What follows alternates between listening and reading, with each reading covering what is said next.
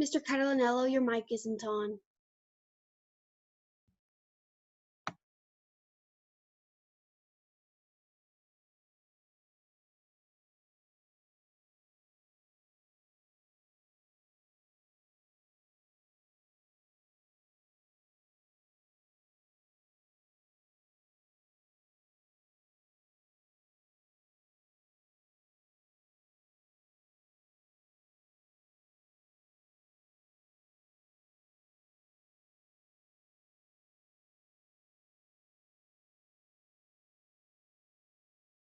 This.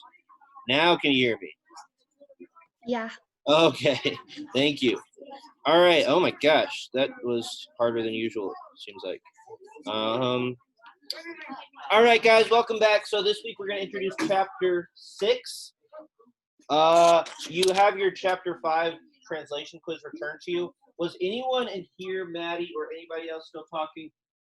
Not here on Thursday or Friday and hasn't taken their translation quiz yet? No? Okay. All right, so let's look at this week. We're going to introduce Chapter 6, just 6. We're going to talk about the quiz real quick. Tomorrow we're going to do some spot translation for Chapter 6.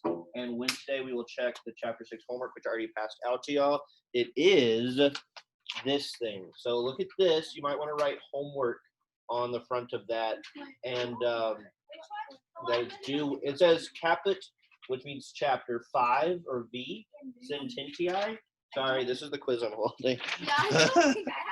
Let's see, where is it? Oh, it says lectiones, exercitationes, caput 6.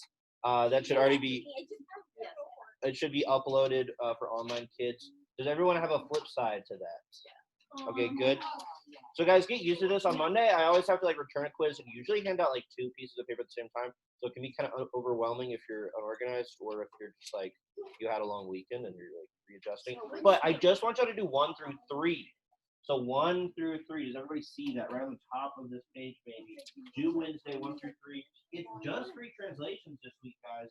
But I'm asking for you to parse so many words. So when you're doing things like telling you the case number and function of a noun, or you're talking about the 10th person number of a verb, that's called parsing. So I'm gonna have y'all do that 3 times as much as usual, because I want y'all to really be breaking down all of the words in these sentences. So just 1 through 3 is due on Wednesday. The flip side is stuff we're gonna spot translate in class today and tomorrow. So don't put that away. And then what else? Let's talk about the quiz. So we'll take a vocab quiz on Thursday from these new vocabulary words. The vocabulary words are on the back of your Chapter 6 summary. So they're down here. That's the other thing that I gave you just now. I still have to upload one of these, Ella, or online kids in general, to Teams. I think I still have to upload the homework. Yeah, that's what it is. But I did upload the summary.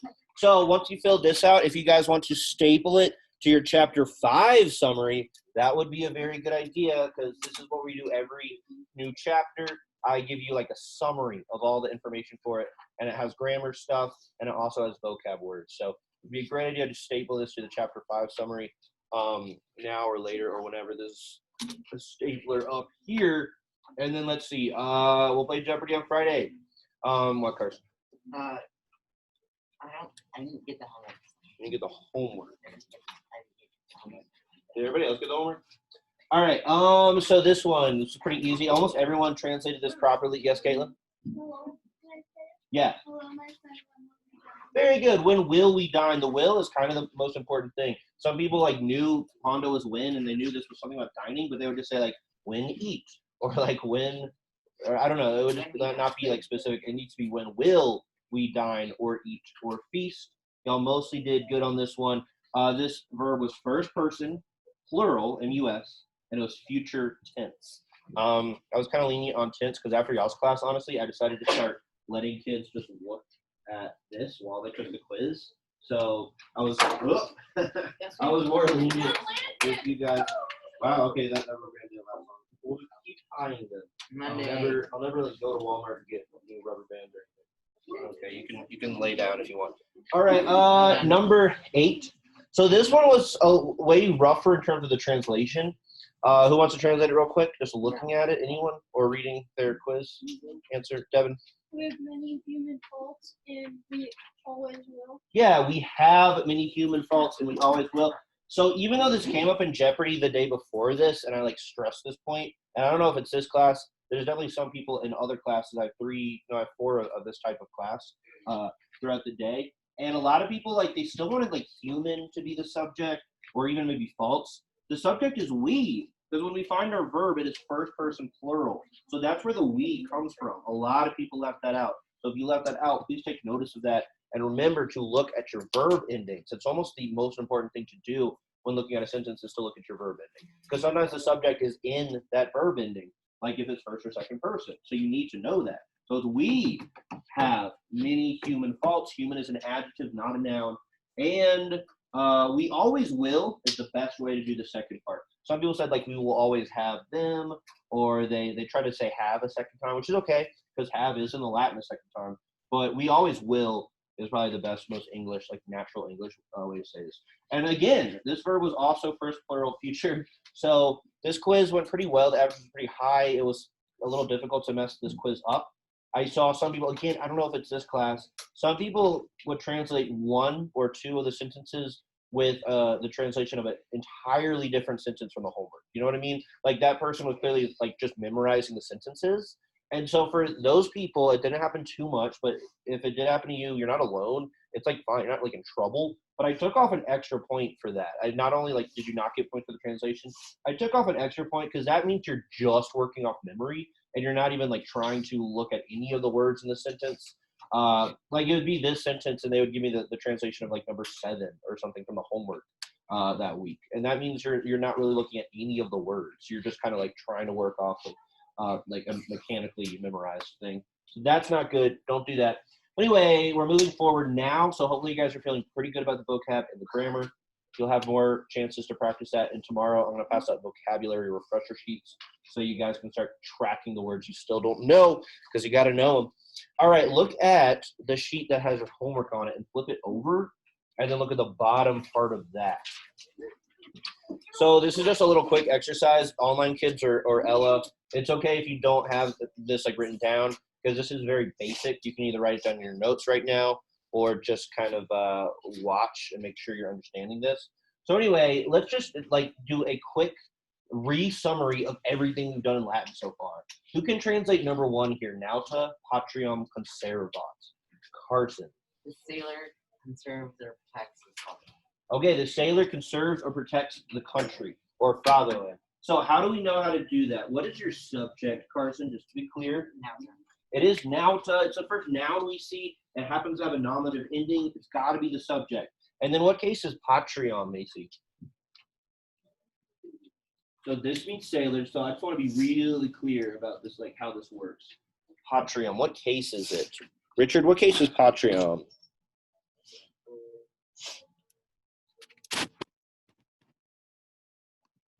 A little rusty today. Devin, what case is patriam? It means country, right? It is accusative. Yeah, this A and ending. Endings will get easier for you guys to spot as you're more comfortable with the vocabulary itself. So the accusative is probably what kind of object? Anyone out loud? Direct. Ooh, y'all are sleepy. And then we have a verb, a third person singular verb to conserve. And it's third person, so it is agreeing with the sailor. So it's a sailor conserves the country.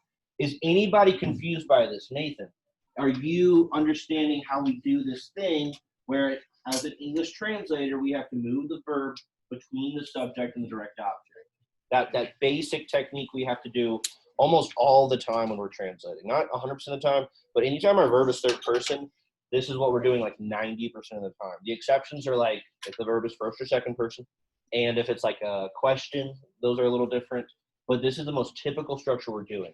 And just to be clear, so that's the third person singular version of the sentence. Now, what if I make it nautai patriam conservant? What would that be, Ella? The sailors conserve the country. Yeah, it's still sailors conserve the country, but this time now it's plural sailors, and so we had to make the verb third person plural to match that. But there we have a third person singular example and a third person plural example as well. Number 2, who can translate Patriam Conservo? What would that be, Miss Fisher? So what person is Conservo?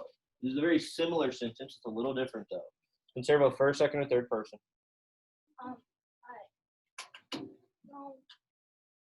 You know this. OST. OST. 1, 2, 3. This is. We do have a verb chart in the middle of the room. I'm sorry, I'm half blind. It's because it's Monday morning. Y'all are just kind of like remembering what school even is. Caden, what person is? Oh, wait, did you say 1? Yes, it is first person. So the subject is what? If our verb is first person, the subject is what, Ava? Yes. So repeat after me, guys. If the verb is first person singular, the subject is I. Right now. Do that. Oh, wait. No. I know how to do it. Sorry. If the verb is first person singular, the subject is I.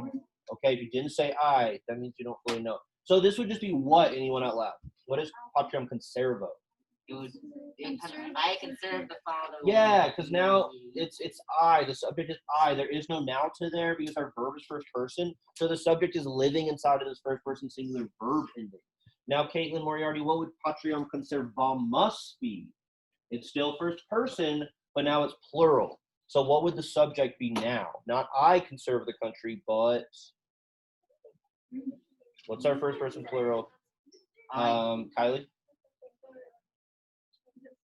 Yes. So this would be we conserve the country. So if the verb is first person plural, the subject is we. If our verb is first person plural, the subject is we. Y'all actually know that though, because only like 5 of y'all are actually saying it. Everyone though, like, because this is me.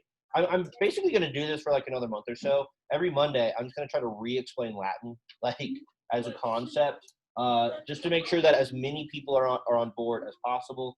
So, any questions on any of this so far? Yeah, right? It seems like a good idea. Because like I'm so like not favorite from them to where like I need that. Well, I mean, Latin's hard. Most people don't start trying to learn Latin until like late high school or college. So you guys do really well with it to like if you're getting like B's or low A's at all. But Maddie, you follow all of this right now. Okay. Now 3 more examples. Patriam Conservas. So notice I took out the subject because now we're doing first person singular, first person plural. So we don't need a subject. Does that make sense? We don't need a nominative noun. Our subject is built into the verb ending, and that's it. It's just going to be I conserve, we conserve. We don't need a nominative. We needed a nominative when we were doing third person initially. Now, Patriam Conservas. What is that going to be, Riley? What person is Conservas? First, second, or third? O-S-T. 1, 2, 3. Good. So, Danny, if our verb is second person singular, the verb is what? It is O-S-T. 1, 2, 3. I, you, it. No second person. So 1, 2, 3. O-S-T-I. You, it. So second, it's what? It's. Yep. So what's the subject of a second person singular verb? Anyone out loud? Yes. Aiden, is that we're going to say you? So this would not be. So this one is I conserve the country. This one's we conserve the country. This one is you conserve the country. I should probably add. Maybe I can like squeeze in my pronouns in the verb chart right here. But remember, people, if you don't know this, you really need to know this.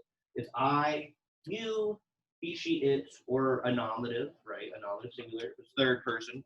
And then we, y'all, they. In Computer Kids, I was just pointing at my verb chart in the middle of the classroom. But that's something that we should have a copy of that with the pronouns or on the white table. Okay, so it's you conserve the country. Now it's second person. And now last one, who can just say this real quick? Patriam Conservatis is what? Yeah, it's like you all, which is basically the same as you. We use you as a plural in English all the time. So if the verb is second person singular, the subject is, try that again. Hello, you need it.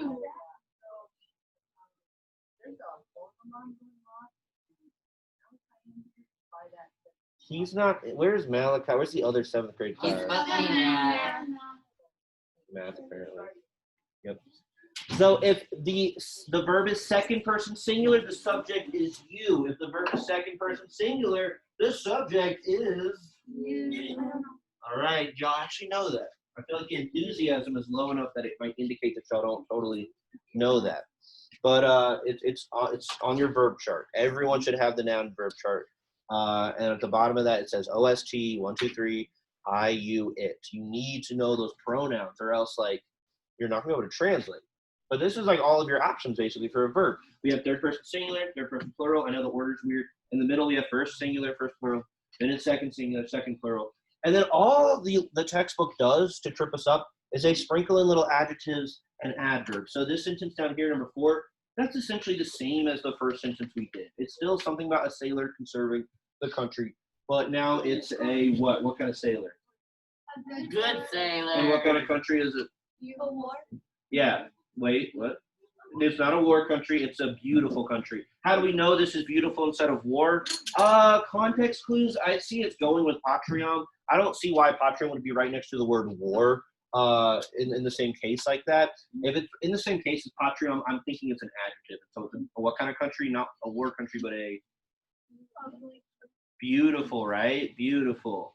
Bella means beautiful. And then now he's not conserving, he's non-saipe. So he's what? He's not conserving it, he's what? What does saipe mean, anyone? Often. Okay, we need to work on vocab. So it's like the good sailor does not often conserve the beautiful country. And I just want to like demonstrate that like this is a typical kind of sentence you might translate for homework or on a quiz. But it's really, it's like if you think of it in its most simplest form, it's really just a subject, a direct object, and a verb. Or I kind of pointed out the wrong thing there. But that's basically what we're still doing there. All right, and last thing, real quick, what if the verb is third person, but unlike our first examples up here where it was a sailor doing something, there is no nominative. What would we use for Patrium conserve off?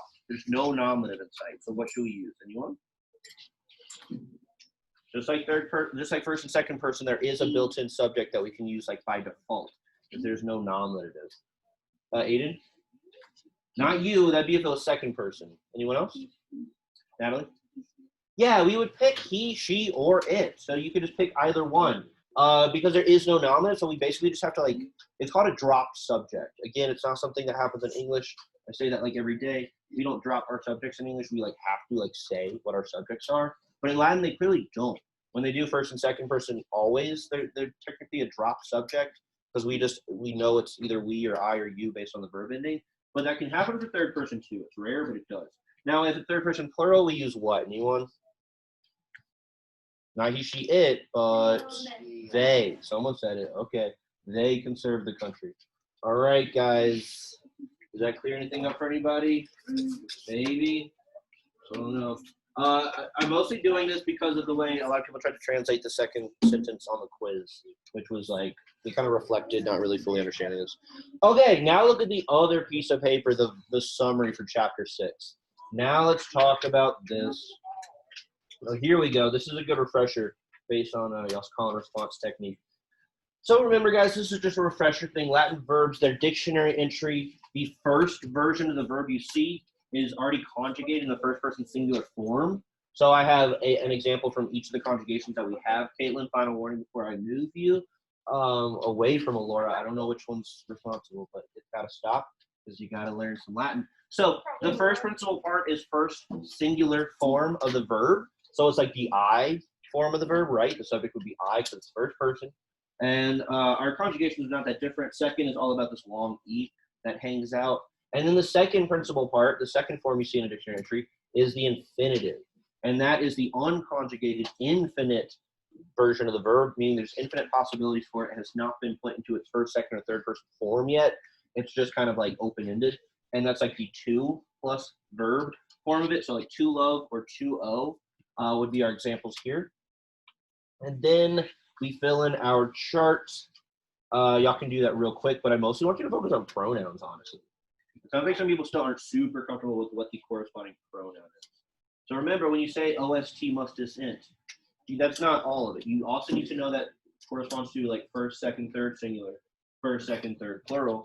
And you need to know that the pronouns that correspond are I, you, he, she, it, we, y'all, they. That's like everything. Like that's Latin right there.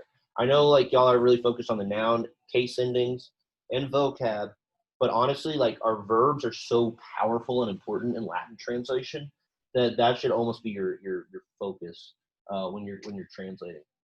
Okay, and now this chapter we're going to talk about sum esse. So that's good because we need to kind of put a spotlight on this verb. Sum. So this verb means to be. That part's covered up by my little camera, but that's fine. Means to be, and it's English's fault that the verb be is so wacky because be becomes what in the first person singular form, Laura? We don't say I be, we say I. What do you think? No, that would be future tense if it's what I think you said. Caitlin, what do you think? I am. Yes, I am. Soraya, we don't say you be, we say you.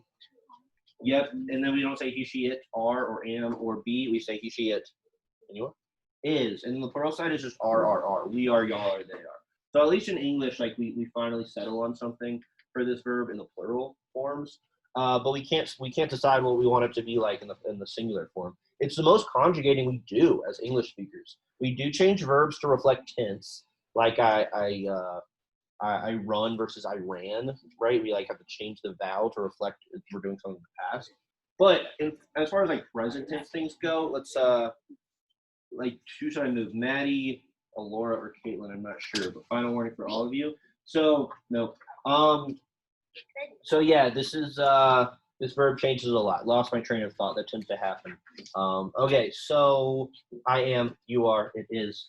That is English's fault that we have to change that verb so much. But yeah, I was saying it's the most conjugating we do in English. And you guys never think about this when you're doing it. You just do it because you were born speaking this language, and so you know that we don't say you be or I be or it is or it are rather. Okay, and now the thing that we're doing this chapter is learning about sum essays, this verb that means to be. It's imperfect in future form.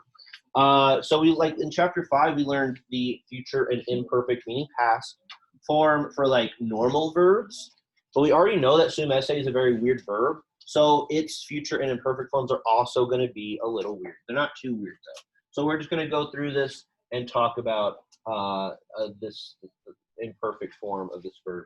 So let's see. I'm just going to kind of try to fill it in all at once, or is that a bad idea? Let's try it. So y'all start filling this in, one column at a time. So, well, no, let's review. I take it back. Okay, but y'all got a sneak peek. So, Nathan, what is the first person singular way of making a normal verb? So we're going to remind ourselves of our imperfect endings for normal verbs on the leftmost column, and then we'll talk about weird sum esse in the second column and translate it in the third. But, so all this will pop up on the screen eventually, computer people, but you can kind of see what I'm writing up here. So Nathan, what is it? It starts with a B, and it sounds like the noise an explosion makes. Yeah, it's at BAM. And now if you put that on the end of a verb, it would be I was verbing instead of like just I verb or I am verbing. And then we stick with that BA kind of theme. So Caden, it's BA what for a second? Yep, exactly, very good. And if y'all want to add this, you probably should. You probably add first, second, third to the side there for the margin. Aiden, it's BA, then what for third person? BAT, very good. And then over here, if we jump to the plural side, we add a US to make it plural first person. We were verbing. We add a IS or a TIS rather, to make it second plural. It's like y'all were verbing, were. And then the last one is BANT. Now for sum, for whatever reason, y'all can see this here. I'm asking, like, what is the stem? This is something like Chicken Boy would normally be asking. The stem for the imperfect form of sum esse is basically this ER thing. So now I'm going to erase all that. But it's like just ER, and then it gets the same endings that the normal imperfect verbs we're getting, basically. So the first person singular ones ends in AM. So it's a little weird. It's not that weird, though. We're like getting used to that. And then it's ERAS, ERAT, so on and so forth. And it's a very clear-cut pattern. And these verbs translate to, let's move Caitlin to right here between Antonio and Macy, please, so you can focus. I want you to get a good grade on the translation quiz we do 2 weeks from now. So that starts right here. Aram is going to be I was. And it's usually just going to be like I was. Like I was, and then like maybe it'd be an adjective or a noun. Like I was a teacher. Aram magister. I was a teacher. But technically it could be I was being. Because remember, this verb means to be. So it might be I was being, but usually it's just going to be like I was, or in the second person version be you were. It would be like it was, or the sailor was, if there was a nominative next to it. And then so on and so forth. We were, y'all were, they were. Yeah, so that is the imperfect form of sum esse. Again, imperfect is our fancy way of saying past tense form, basically. But that is it, and y'all should all be copying that down if you haven't.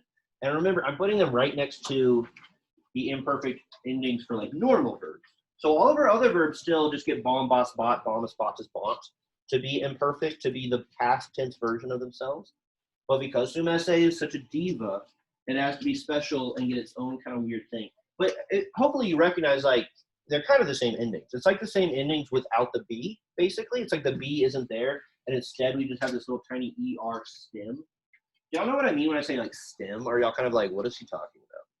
We haven't talked a ton about stems. But stems are the part of a word that, like, doesn't change. Like, because there's so much in Latin that does change, like the ending. But the stem will actually stay the same. So all that's staying the same here is ER. And where did ER come from when we talk about the verb sum esse? Who knows? But that's what the ancient Romans picked to express the past tense version of this very important helping verb that shows up a lot. I addressed your question, Maddie, maybe? Looked like you had a question for a second, and then maybe I answered it. Okay. All right, now the future tense endings. The stem is still going to be ER. Anybody rattle off the future tense endings for normal verbs real quick? All 6 of them? No. Cool. No? Instead of bomb, boss, yeah. Yeah, bobus bit, bimus bitus punt. So whereas imperfect tense really favors the A vowel for whatever reason, future tends to like what vowel? Anyone? Instead of boss, it's bis. Instead of bot, it's bits. So instead of A, the future tense likes I. Yeah, it seems to like I. And the weird exception is the third person plural, which is like getting this U out of somewhere. Maybe the Romans didn't like I and T in a sequence as like a sound. They thought that was weird for a word to end that way. I'm not sure what it was, but the future tense of sum esse is similar in that it is ero, eris, erit, erimis, eritus, erunt. So same words as the imperfect forms, but instead of the A, we're using an I basically. And just like the futuristic font cake that we try to remember, it's going to be ERUNT for they will. And I should probably do it. No, I guess I don't need to move this camera thing. Any questions about this? Everyone should be writing this down. I'm sorry, Antonio. I forgot to give you this. Let's see. But everyone else writing it down. Like Richard, you're writing this down, right? Anybody have any questions? Aiden? Yes. All right, so that is the future tense version of this. Oh, yes? This one would be good. Just doing statement here. On arrow and Aries, there's the line that then is not on Aries, and then on it will there's so like is it supposed to match that? How do you mean that? Like on your The paper? little line on the side. That little dash. It's next. Oh, I don't know. I don't know. Yeah, whatever. I don't know why I'm putting dashes there at all, I guess. Yeah, that's weird. So I'm putting dashes here because these are endings. So that's what that dash means, is that those are endings. So yeah, good point, Macy. I'm not sure why dashes are showing up between the. Oh, I guess it's supposed to be it's a definition. So yeah, I don't know why it's all the way over here. Sorry about that. But anyway, so just like with everything in Latin, basically you get to a new chapter and it's like a new. It's usually either something about like verbs or nouns that you're having to learn. And it takes that's why we spend 2 weeks on the chapter, because we have 2 weeks now to practice with these future and imperfect forms of sum esse, just like we had 2 weeks to practice the imperfect and future endings of like normal verbs. So that's what we're going to do for the next 2 weeks, is practice getting the hang of these verbs. We might make like a super verb chart soon that has all of our imperfect and future. Yeah, actually, I like that idea. Let's see if we can hold off till next week and do that at the beginning of next week, where it's like kind of like the noun chart y'all have, where it's like much bigger. And it has future and imperfect forms and forms of sum esse, plus like all the pronouns, because some people seem like they're still kind of struggling with what pronoun goes for what person. All right. So again, Chicken Boy is here to tell us imperfect seems to favor this A vowel in both the endings of normal verbs in the imperfect and in the forms of this verb sum esse needs to be. Whereas future is all about the letter I. How did the ancient Romans decide this? I don't know. But I was thinking, if you look at like our English helping verbs that we use to translate these tenses, it's kind of like for us, we like A and E for English for like for the words was and were, and then in future we also like I because will has an I in it. I don't know. That doesn't help you if it's confusing. You don't worry about it. But it's like it's kind of weird. It's like English speakers. It almost looks like we made certain choices similarly to ancient Romans, but it's not actually how languages develop. It's not like somebody sits around and is like, how is the grammar in this language going to work? It just kind of develops organically, almost like a virus, and like spreads between ancient peoples. It's kind of crazy. All right, we also have our friend here, Posse the Possum. This guy is here to basically have a mascot war with Chicken Boy, and he is the mascot of this new verb called possum posse, which means to be able. Oh no. Okay, add in able right here, guys. To be able. So whereas sum esse means just to be, possum posse means to be able to. All right, and this verb is irregular in the same way sum esse is, meaning its forms are going to be a little wackier than normal verbs, and you have to like fill out these charts for it just to kind of like get used to it.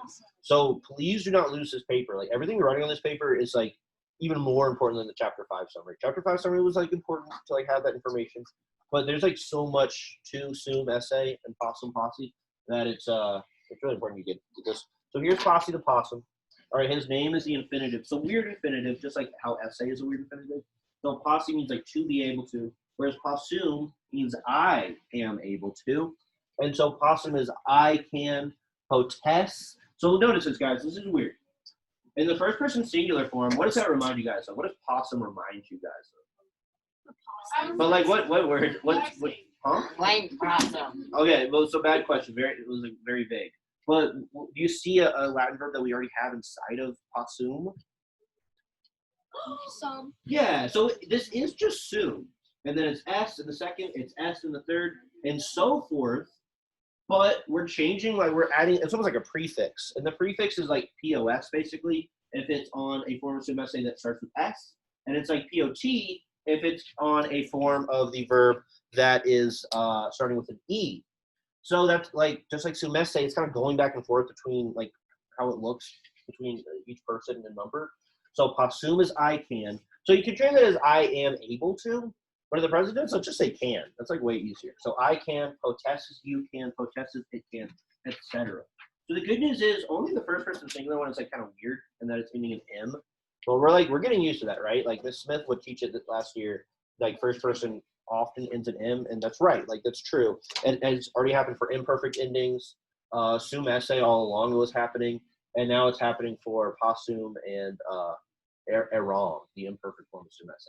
So I can, you can, it can, we can, y'all can, they can, right? The pronouns are still the same as they would always be. And their imperfect forms are going to be just like the imperfect of sum esse.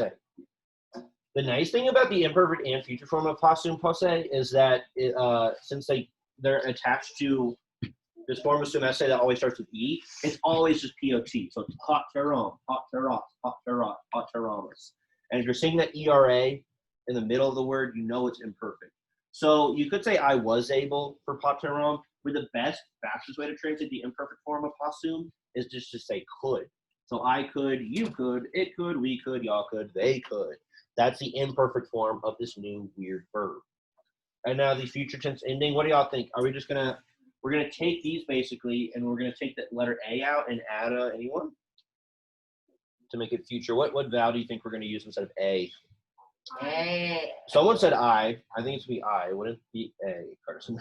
So I mostly for these middle four. So instead of potteros, you could, it's potteris. You will be able to. So translating the future tense, you just have to use this really lengthy way to do it. It's like will be able to. Because there's no, if you think about it in English, you can't, there's no like futuristic version of can. If you can do something in the future, you say I will be able to. There's no like I don't even know what it would be. It's not as convenient as could, is what I'm trying to say. The past, like in English, we have a past tense of can, but we just have to use a bunch of helping verbs in English to make it future tense. So that is Posse the Possum. And there's one other thing about him that I need y'all to make sure y'all get all these forms written down. Don't change it. I'll leave it on for a little while. That's good. while y'all are writing, does anybody have a cool story about this weekend? Yes, I do. Yes. Maddie, you can tell us, but only if it's like very quick and you keep writing while you tell Okay. us. So we got a horse trailer, Nice. and You just got a horse trailer. I mean, that sounds exciting. yeah, and like there's something else. Is that for just like moving, like transporting horses around? Do you own like yeah, a? because Keaton's gonna start doing gymnacon and stuff again. Is that competitive horseback riding or something? Kind of. And like you have to do like pulls and like barrels and stuff Cool. with his horse because we got a horse or whatever. Dang. And the lady that we got the horse from is like a really good rider and stuff. And she went to this competition and she won like first place in every single thing. And she's excited to see Keaton on the horse at Gymkhana because like that horse came a long way from what it was because like way different. That's sweet. That's awesome. Well, it's And exciting Keaton got in for. trouble again. Oh, okay. So he's still getting in trouble even though he's got an awesome horse. Cool. Maddie, what did you do? And then Macy, and then we probably gotta keep moving. Nice.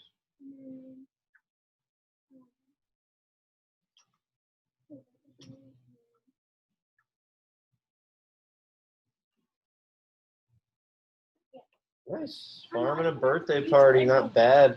What did you do, Nathan?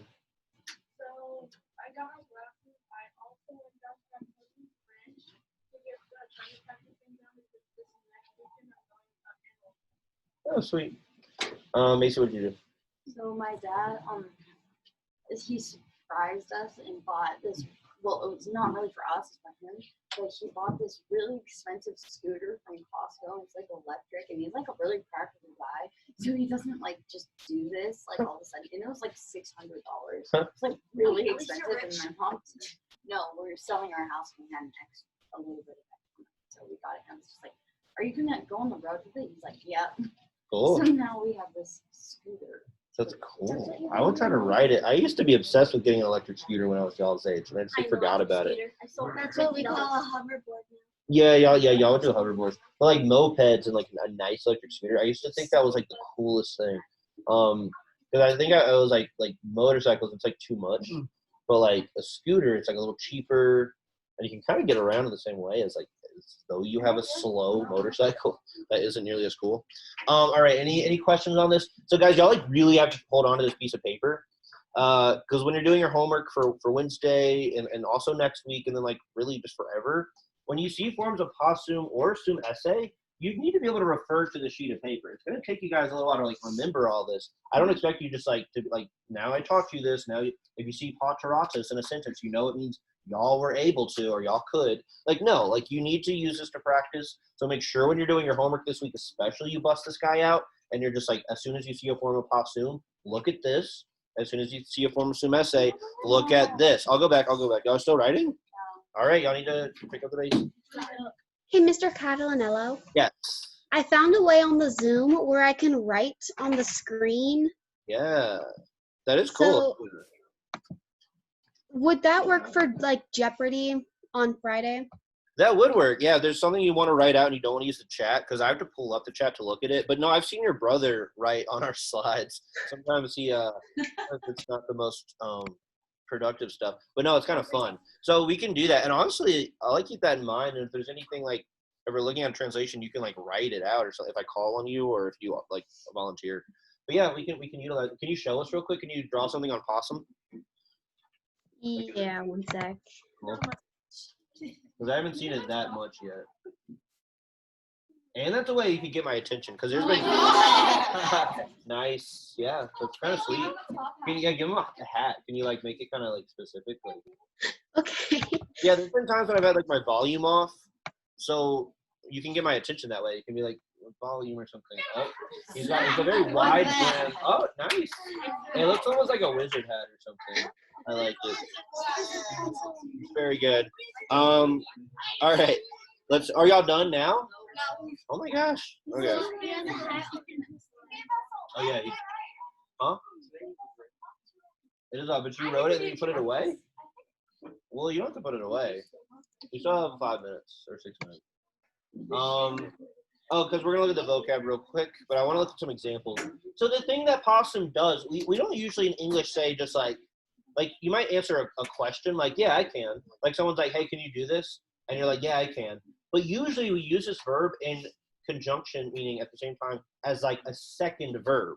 So can I go to the next slide now? Yes. Go ahead. Go ahead. Wait, raise your hand if you're still writing.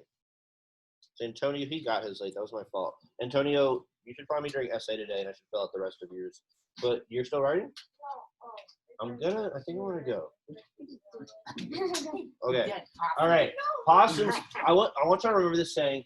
Possums can take a complementary infinitive. Did you Okay. put those red dots on them? No. No, Ella added those, I guess. But nice. He's getting some decoration. So remember this, because a lot of kids I've found since I started teaching this textbook, they forget what possum the verb even means. So remember, it means can, or like to be able to, but can is obviously the faster way of saying this verb. And so Chicken Boy does not like Possum because he knows that Possum is trying to be the new mascot, and it's like, sorry, Possum, it's like not going to work out. But he is around for this chapter at least. So anyway, what I mean by it can take a complementary infinitive is just like how debeo sometimes means like I should, and then it's another verb, Maddie. Like I should, like Latin, like debeo amare Latinum.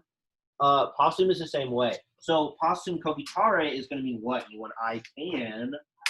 Yeah. I Yeah, can't. I can't. Do what? I can't just able. think. Yes, think, right. So cogitare means think. If you don't know what that means, you should write it down somewhere. Tomorrow I'm going to pass up refresher sheets so people start writing all the words that they don't know. What?